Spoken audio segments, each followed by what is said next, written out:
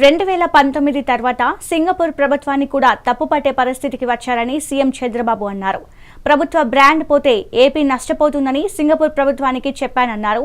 అయితే 2019 తర్వాత వచ్చిన ప్రభుత్వంలో జరిగిన తప్పులు సరిదిద్దేందుకు సింగపూర్ వచ్చానని, కంపెనీలను ఏపీకి రావాలని కోరినట్లు సీఎం చంద్రబాబు చెప్పుకొచ్చారు. 15 రోజులు తిరిగా అన్ని కంపెనీలు కలిసా. కడానా మైక్రోసాఫ్ట్ అధినేత బిల్ గేట్స్ కూడా కలిసా.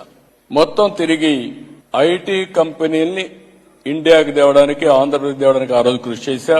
రెండోసారి ముఖ్యమంత్రి అయిన తర్వాత నేరుగా సింగపూర్కు వచ్చి నాకు రాజధాని లేదు, మీరేం చేస్తారో తెలియదు, టెండర్లు పిలవడానికి టైం అవుతుంది, నాకు ఫ్రీగా మాస్టర్ ప్లాన్ డీటెయిల్స్ తయారు చేయమని ఆ రోజు అడిగితే సెంట్రల్ కేబినెట్ తీసుకెళ్లి ఆ రోజున్న ప్రధానమంత్రి లీ గారైతే ఇమ్మీడియట్ గా ఆంధ్రప్రదేశ్ అమరావతికి మాస్టర్ ప్లాన్ తయారు చేస్తామని, ఫ్రీగా తయారు చేస్తామని చేసి పెట్టిన దేశం సింగపూర్ దేశం. బెస్ట్ ప్రాజెక్ట్ తయారు చేశారు.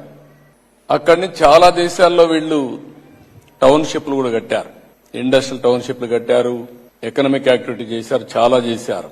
దాంతో నేను వీళ్ళతో మాట్లాడి ఒక సీడ్ క్యాపిటల్ కూడా తయారు చేస్తే వీళ్లు భాగస్వాములు అయితే ప్రపంచాన్ని మొత్తం తీసుకొచ్చి పెట్టాం. అది కూడా ఎప్పటికప్పుడు ల్యాండ్ ఇచ్చి ఆ రోజుండే మార్కెట్ రేట్ ప్రకారం తీసుకొని అభివృద్ధి చేసి